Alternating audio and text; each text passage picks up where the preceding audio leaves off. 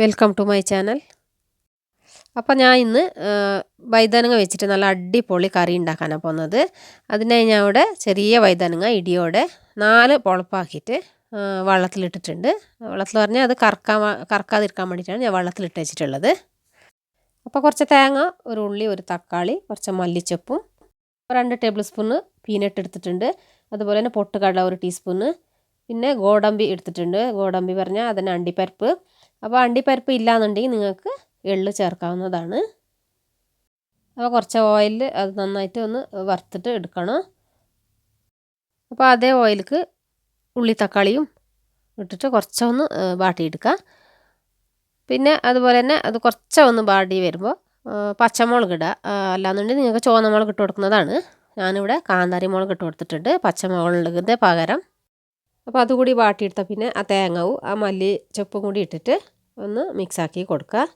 അപ്പോൾ ജസ്റ്റ് ഒന്ന് മിക്സാക്കി കൊടുത്താൽ മതി. അധികം ഒന്ന് നന്നായിട്ടൊന്ന് വഴറ്റിയിട്ടൊന്നും വേണ്ട. എന്നിട്ട് നമുക്കത് മിക്സി ജാറിലേക്ക് ഇട്ടിട്ട് നല്ല ഫൈനായിട്ട് വേണം അരച്ചെടുക്കാൻ. അത് നല്ല അരിഞ്ഞ് കിട്ടിയിട്ടുണ്ട്. അപ്പോൾ നിങ്ങൾ ഏത് പാത്രത്തിലാണ് കറി വെക്കുന്നത് ആ പാത്രത്തിലേക്ക് കുറച്ച് അധികം തന്നെ ഓയിൽ ഒഴിച്ച് കൊടുക്കുക. ആ ഓയിൽ ചൂടായിട്ട് വരുമ്പോൾ ഈ വഴുതനങ്ങ ഒന്ന് മുറിച്ചത് വഴുതനങ്ങ നമുക്കതിലേക്ക് ഇട്ടിട്ട് ഒന്ന് ഇളക്കിയിട്ട് ബാട്ടിയിട്ട് എടുക്കണം. അപ്പോൾ അതാ ബാടി വന്നിട്ടുണ്ട്.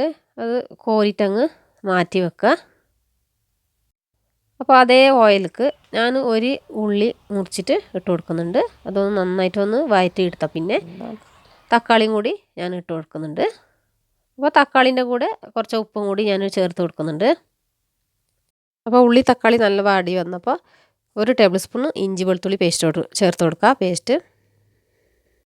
അതിൻ്റെ കൂടെ തന്നെ മുളക് പൊടി 1 ടീസ്പൂൺ, 1/2 ടീസ്പൂൺ മഞ്ഞൾപ്പൊടി, 1.5 ടേബിൾ സ്പൂൺ ആകുന്നത്ര മല്ലിപ്പൊടി, പിന്നെ കുറച്ച് ഗരം മസാല പൊടി ഇട്ട് കൊടുക്കുന്നുണ്ട്. പിന്നെ കുറച്ച് മല്ലിച്ചപ്പ് ഇട്ട് കൊടുക്കുക.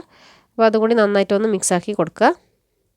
എന്നിട്ട് ഞങ്ങൾ എണ്ണയിൽ വാട്ടി വെച്ച ആ വഴുതനങ്ങ കൂടി ഇട്ടിട്ട് നന്നായിട്ടൊന്ന് മിക്സാക്കുക. അത് കഴിഞ്ഞിട്ട് അരച്ച അരപ്പും കൂടി ഇട്ടിട്ട് ഒന്ന് നന്നായിട്ടൊന്ന് മിക്സാക്കിയിട്ട് എടുക്കുക. എന്നിട്ട് കുറച്ച് വെള്ളം കൂടി ഒഴിച്ച് കൊടുക്കാം. മിക്സിക്കാക്കിയ കുറച്ച് വെള്ളം, അധികം വെള്ളം ആയിക്കൂടെ, അപ്പത്തിന് അത്ര വെള്ളം ആക്കിയിട്ട് എടുക്കാം നിങ്ങൾക്ക്. അതുപോലെ തന്നെ കുറച്ച് പുളി വേണം. പുളി ഞാൻ വെള്ളത്തിലിട്ട് വെച്ചിട്ടുണ്ടായിന്, അതും കൂടി വന്നിട്ട് ഇട്ട് കൊടുക്കുക. പുളി മെയിൻ വേണ്ടത് ഇതിന്, അപ്പോഴാണ് ഒരു ടേസ്റ്റ് വരുള്ളൂ കറിക്ക്. അപ്പോൾ ഞാനത് ഒഴിച്ച് കൊടുക്കുന്നുണ്ട്. എന്നിട്ട് നമുക്ക് കുക്കറിൽ മൂടി വെച്ചിട്ട് ഒരു 2 വിസിൽ ആക്കിയിട്ട് എടുക്കാം നമുക്ക്. അപ്പോൾ 2 വിസിലൊന്നും ഉടഞ്ഞ് വെന്തൊന്നും പോവില്ല. 2 വിസിലിൽ പാകത്തിന് വേവായി കിട്ടും. അപ്പോൾ നമുക്ക് മൂടി വെച്ചിട്ട് വേവിക്കാം. അപ്പോൾ അത് 2 വിസിൽ ആയിട്ടുണ്ട്. അപ്പോൾ ഇതാ നല്ല വെന്ത് വന്നിട്ടുണ്ട് കേട്ടോ. നല്ല ഒരു മണം വരുന്നുണ്ട് കറീൻ്റെ. അപ്പോൾ എല്ലാവരും ഒന്ന് ട്രൈ ചെയ്ത് നോക്കണേ. ചപ്പാത്തിക്കാണ് നല്ല ടേസ്റ്റ് ഉണ്ടാവുക. കുഴപ്പമില്ല, ഏത് അപ്പത്തിനെങ്കിലും നല്ല ടേസ്റ്റ് ഉണ്ടാവും. കുട്ടികൾക്ക് പോലെ ലഞ്ച് ബോക്സിനെല്ലാം ഇട്ട് കൊടുക്കാൻ നല്ല ഒരു ടേസ്റ്റ് കറിയാണ് കേട്ടോ. അപ്പോൾ ഈ വീഡിയോ നിങ്ങൾക്ക് ഇഷ്ടമായിട്ടുണ്ടെങ്കിൽ ലൈക്ക് ചെയ്യാനും ഷെയർ ചെയ്യാനും സബ്സ്ക്രൈബ് ചെയ്യാനും മറക്കല്ലേ. അപ്പോൾ പുതിയൊരു വീഡിയോ ആയിട്ട് ഇനി പിന്നെ കാണാം.